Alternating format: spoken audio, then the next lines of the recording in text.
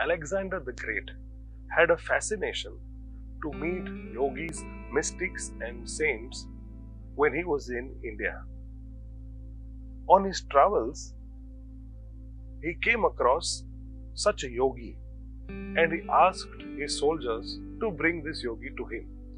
The yogi refused to move, so Alexander was forced to leave his tent and go to meet the yogi to have his personal audience.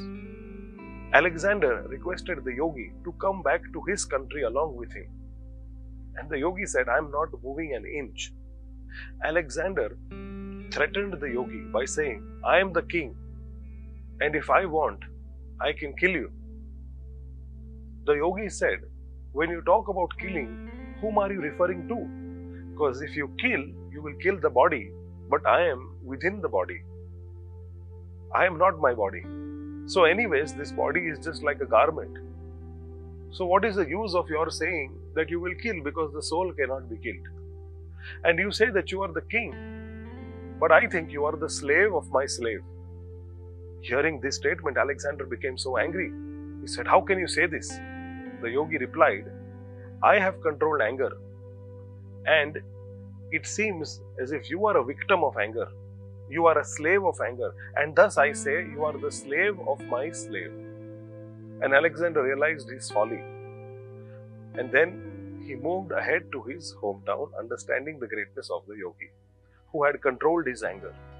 In our day-to-day life, we see that we are victims of anger.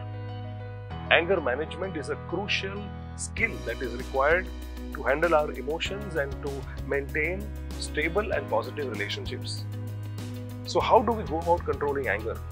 When there is a big difference between expectation and reality, then naturally there is stress, frustration, which may result in anger.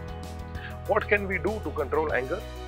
Because Bhagavad Gita also mentions that lust, anger and greed are three gates to hell. If this anger is not controlled, then it can lead to breaking of so many relationships and it can lead to difficult situations. So what do we do to control anger? One of the most effective ways of meditation to control anger is mantra meditation, which is the chanting of the Hare Krishna Mahamantra. By chanting Hare Krishna, Krishna Krishna, Hare Hare, Hare Ram, Ram Ram, Hare Hare on a daily basis, you can see that you get more and more control over our senses, over the mind, over anger also.